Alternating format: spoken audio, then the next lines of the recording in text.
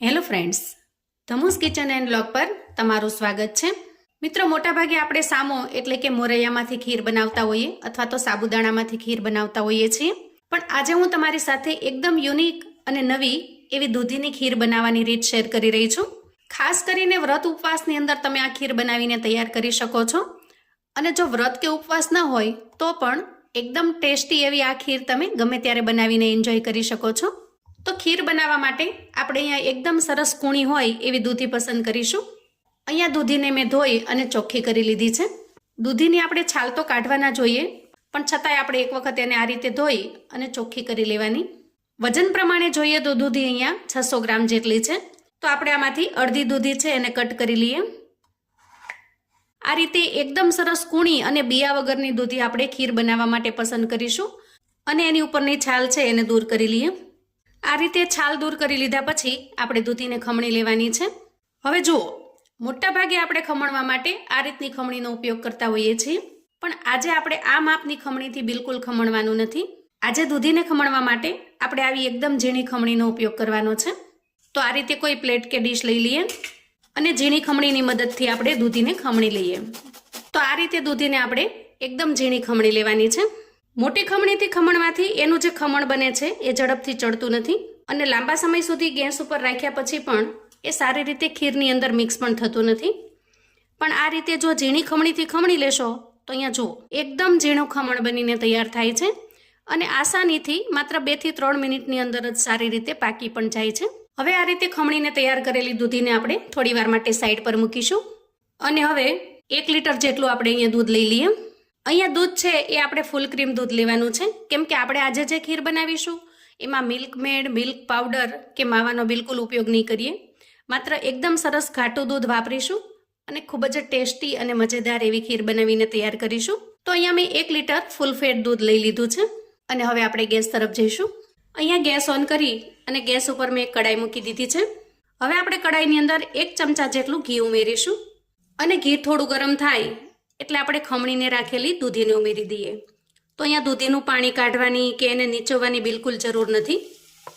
આ રીતે જેવી રીતે આપણે ખમણી છે એવી જ રીતે દૂધીને આપણે અંદર ઉમેરી દેવાની છે અને ઘીની અંદર સારી રીતે મિક્સ કરી લઈએ.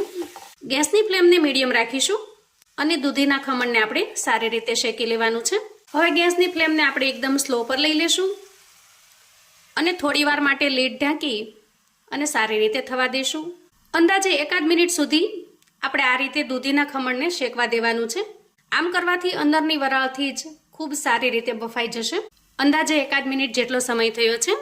આપણે ચેક કરી લઈએ. વાહ, જુઓ એકદમ સરસ સુગંધ આવી રહી છે ઘીમાં દૂધી શેકાય એની. અને અહીંયા મોટા ભાગનું જે દૂધીનું ખમણ છે એ સારી રીતે બફાઈ પણ ગયું છે.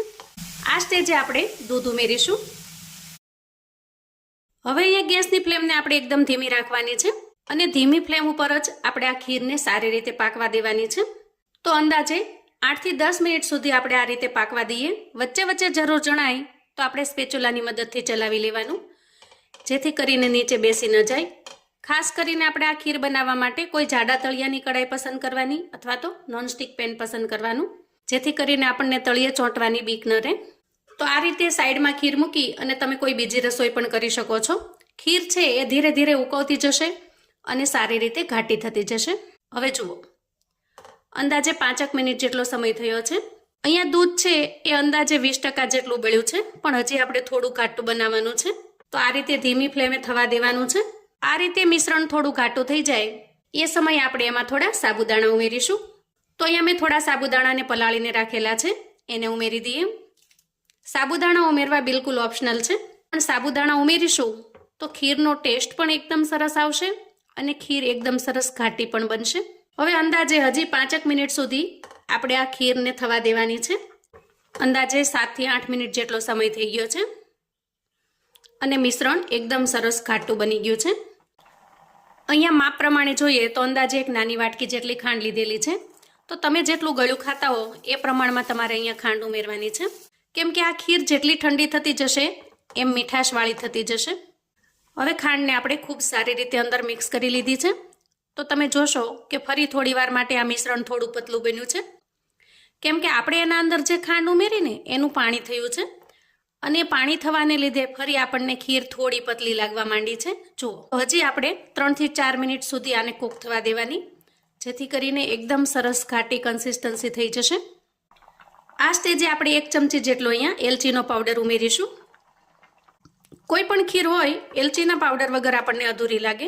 પછી મેં અહીંયા થોડા ડ્રાયફ્રૂટ્સને આ રીતે કટ કરીને રાખેલા છે.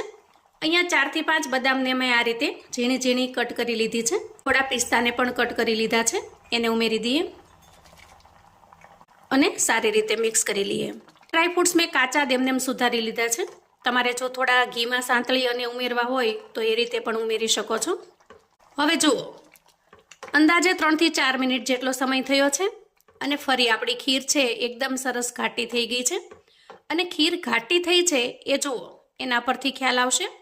આ રીતે એકદમ સરસ પરપોટા થવા લાગશે અને એના પરથી આપણને ખ્યાલ આવી જશે કે ખીર છે એનું મિશ્રણ ઘાટું બની ગયું છે. અને હવે જો વધારે તમે એને રાખો તો નીચે તળિયે ચોંટવા માંડશે. એટલા માટે થઈને ગેસની ફ્લેમને આપણે બંધ કરીશું અને ખીરને સરસ રીતે ઠંડી થવા દેશું. તો જુઓ, અંદાજે અડધો કલાક જેટલો સમય થયો છે અને ખીર છે એ સામાન્ય તાપમાન પર આવી ગઈ છે. આપણે આ ખીરને એકદમ સરસ ઠંડી કરી લેવાની છે, એટલે ફ્રીજમાં મૂકીશું તો એકદમ સરસ ઠંડી થઈ જશે અને પછી આપણે એને જરૂરિયાત મુજબ પીરસશું. વાહ ફ્રેન્ડ્સ, જુઓ, એકદમ ઘાટી અને મલાઈદાર એવી ખીર બનીને તૈયાર છે. અહીંયા તમે એનું ટેક્સચર જોઈ શકો છો. જુઓ, એકદમ સરસ ક્રીમી અને ઘાટું બનીને તૈયાર થયું છે. નહીં માવો, નહીં મિલ્ક પાવડર કે નહીં કન્ડેન્સ મિલ્ક, માત્ર ઘરમાં રહેલા દૂધથી જ આપણે એકદમ ટેસ્ટી એવી ખીર બનાવીને તૈયાર કરી છે. અહીંયા દૂધને ઘાટું બનાવવા માટે બસ થોડી વાર માટે આપણે એને ઉકાળવું પડે છે અને થોડા ચપટી સાબુદાણા ઉમેરી દેવાના. આમ કરવાથી ખીરની કન્સિસ્ટન્સી એકદમ સરસ ઘાટી બનીને તૈયાર થાય છે.